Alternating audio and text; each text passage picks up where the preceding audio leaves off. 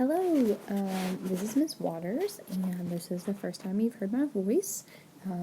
Forgive my accent and the interruptions that may occur, as nap time will probably end for my little girl during this video, so I may have to pause and come back later. But I wanted to take a few minutes to look at some position or distance versus time graphs and seek to explain what's going on in those, as I don't think the lesson really does an adequate job of explaining these, and so hopefully this will help you as you look at the examples in the lesson. Also look at the physics classroom link that I provided for this, and then when you do the assignment, hopefully you'll have a good hang of what's going on in these graphs. So when you're looking at distance versus time graphs, you want to think about an object traveling as you go from left to right on the graph. So we're looking at this particular instance being a bicyclist traveling. It could be anything. It could be a ball, it could be someone in a car, it could be a remote control car, any object traveling. So here, and also forgive me, I don't have a stylus, so I've got some fat fingers, but we're looking at just starting here at the bottom, and we're starting at a position of 0. And you want to think of the graph in segments, and any straight line you can kind of consider a segment. So we'll look here, this is already broken into our first segment, segment 1. So the bicyclist traveled approximately 1,200, I'm guessing this is meters, I can't see the units over there, 1,200 units in 600 seconds in this first little length here. So what they've done on the graph is they've taken the slope of that line, and you know that slope is rise over run. Now they just made a small triangle. You could have made this large triangle here, or really any triangle along this line would give you the same slope. So we're thinking about our slope as being rise, 1,200 units, I think that's meters, in 600 seconds. So 1,200 meters divided by 600 seconds, that's 2 meters per second. Now what does that slope represent is important. So the slope here of 2 meters per second tells us how fast he was traveling during that unit of time. So in the first 600 seconds he went 1,200 meters. Now in the second length of time, what they have marked as 2, the line is completely flat. He doesn't travel anywhere during this time. He starts at 1,200 and he's still at 1,200, so he's just taking a little rest there. So for 400 seconds, from 600 seconds to 1,000 seconds, he's just sitting still. So his velocity, or the slope, would be 0. Right? Then he turns around. So now he's going back the other way, back toward home, and that's why this slope appears negative. So his velocity is negative. Remember, velocity is a vector. It has a direction. His speed would be positive. Speed is always positive because it's just a number that tells you how fast you're going. But velocity has direction. So in this case, because he's going the opposite way, his velocity would be negative. So we can see from 1,000 to 1,800, so in 800 seconds, he traveled from 1,200 to 400 meters. So he traveled 800 meters in 800 seconds. So we know that's 1 meter per second. So during the second interval, he's going slower. If we're asked for the velocity, we'd say it's negative 1 meter per second, or the speed is 1 meter per second. He went faster on the way out, then he stopped in the middle and took a break, headed back home at half the pace that he was going before. Notice he hasn't made it back home yet, so you could estimate how much longer he's got to go back home. Well, he's got 400 meters left to get back home. At 1 meter per second, it's going to take him 400 seconds. All right, so that's one example. Okay, here's another example. They have this one broken into intervals for us again, and we have the same units. We have position in meters and time in seconds. Now it doesn't tell us what object we're dealing with here, but we can just imagine a car or whatever you would like. So let's look at this first segment, segment 1. Notice he doesn't start at 0, okay? That's fine. So that's maybe He's already a little ways from home. If we want to think about a car, if we want to think about a ball, maybe it's starting a little bit off the ground. Okay, whatever you want to think of here, but it's not starting at 0. 0 is just arbitrary. It's like the start line. So maybe the runner is a little ahead of the start line. Okay, for example. But during the first segment, they go 1 meter in 1 second. So this has a speed of 1 meter per second. Notice that the slope looks a little bit steeper in segment 2. In segment 2, he goes from 2 to 3.5, so that's about 1.5 meters in 1 second there, from second 1 to second 2. So 1.5 meters in 1 second is 1.5 meters per second for segment 2. So segment 2, they travel just a little faster. Segment 3, notice the flat line. They're staying at about 3.5 meters. So they're just sitting there. They don't travel at all. That doesn't mean that their speed is 3.5 meters per second. They didn't go anywhere. Their speed is 0 meters per second. All right, now notice this line in segment 4. This line is not perfectly straight. That means the velocity is changing. So you can see that the line in segment 4 is kind of a curve. So if we figure out the speed for segment 4 is going to be an average. Because of the curve, it's not the same the whole time, but we can still get an average speed in segment 4.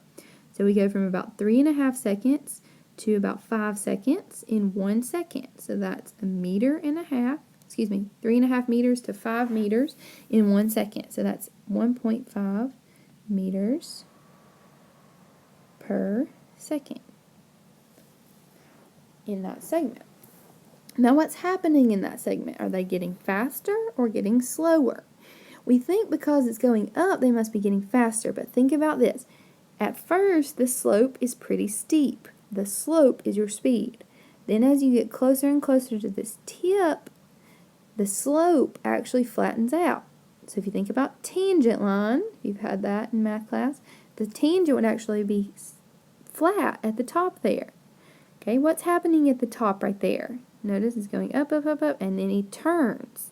So he's turning around. What does your speed have to be right there in that instance when you turn? It's flat line for our tangent. The speed right there is 0 meters per second. The instantaneous speed, right there where he's turning around. So here, what's happening in segment 4 is he's slowing down. Okay, a slow down looks like this. A speed up looks like that. Okay, hopefully you can see the difference there. So this would be slower, and this is getting faster. If we have just a straight line, it's traveling at the same speed the whole time. So notice on 6, we start out, now we're going backwards, okay, so we got a negative velocity, but we start out at 0, or we were turning around, and then it gets pretty steep. So on 6, we're getting faster, okay, as we take that negative velocity. On 6, travel a pretty good ways in that 1 second. Go from 5 meters to 1 meter. So that's 4 meters in that second. Okay, for that interval of time. So 6 is where we've got our fastest speed. Right there. And we have our slowest speed back here at 1, where we only went 1 meter per second. Unless you count the 0 at 3. Okay, there was no traveling done here in segment 3. Alright, so that's breaking down that one for you. Now let's go.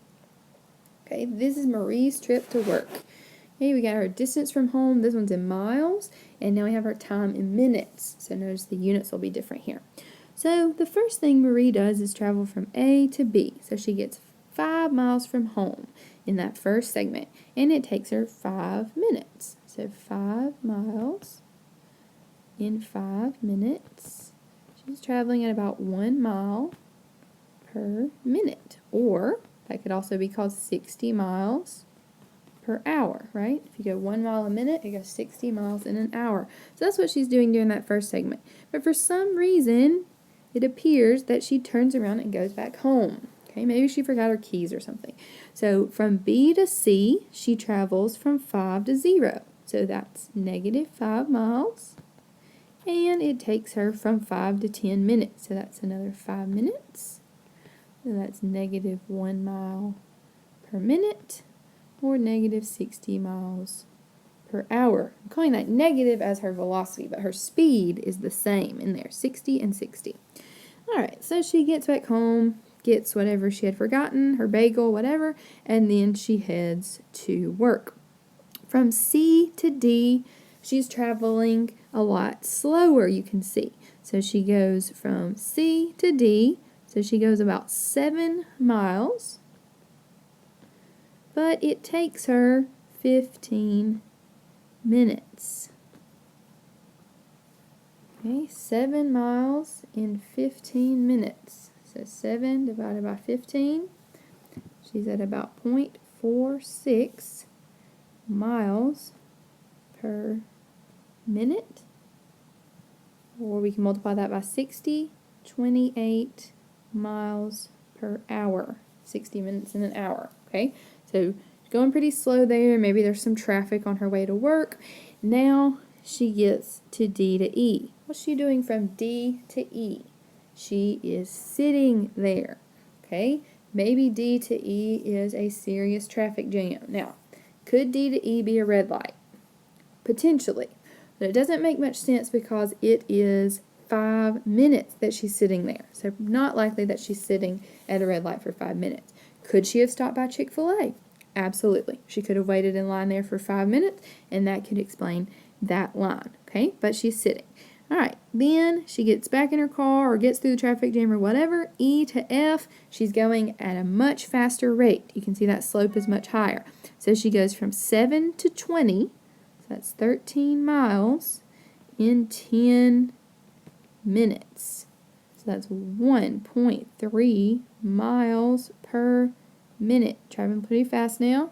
1.3 times 60, going 78 miles per hour. Maybe she realized after she got her Chick-fil-A she was running late and really cranked up the speed. Okay, 78 miles per hour in that interval. So you can see how we broke that down. She started, she went toward work, she turned around, then she goes toward work again, stops for 5 minutes, and then really cranks up her speed on the rest of the way to work. Okay, one more. Okay, this is another position versus time. This time we have meters and seconds. So we can look at this interval. Okay, this appears to be pretty straight. This interval appears to be pretty straight. And then we have this curve during this time. Okay, so we'll look at this as 3 segments. So you have segment 1, 5 seconds. We appear to go about 17 meters in that 5 seconds. So 17 meters per second, per 5 seconds, excuse me. 17 meters in that 5 seconds, so that's about 3.4 meters per second. All right, then they turn around. Okay, notice their direction changes. And this time, they only go down to about 2 meters. They don't go down to 0, so from 17 to 2. So they're going about 15 meters in that 5 seconds. So we know that's about 3 meters per second. So a little bit slower. This would be negative, because they're going in the opposite direction. All right, then at 10 seconds, they turn around again. So you see they're going in a different direction. That 10, right there at 10 seconds, that speed is about 0. Okay, there's a little bit of slope there, so it's not exactly 0, but they're pretty much sitting still for maybe 2 or 3 seconds there. And then, notice what the slope does. Phew, really fast. It goes up. So we're really speeding up right there. We call that acceleration when your speed increases. So from 10 to 20, we're going about 23 meters in that interval of 10 seconds. So our average there is about 2.3 meters per second. If you want to look just right here though, from the 15 to 20, there 20 meters are being covered from 15 to 20 in only 5 seconds. So 4 meters per second. So a pretty high rate of speed in this instance, pretty slow right here. But again, it's a curve because they're speeding up in that interval. Okay, so I hope that helps. You want to be able to tell when the velocity is 0. You want to be able to tell when the velocity is positive and negative. You want to be able to tell what areas have higher speed. And you want to be able to tell when they're just sitting still. So be able to describe the motion using that graph. Again, look at the link that I posted for the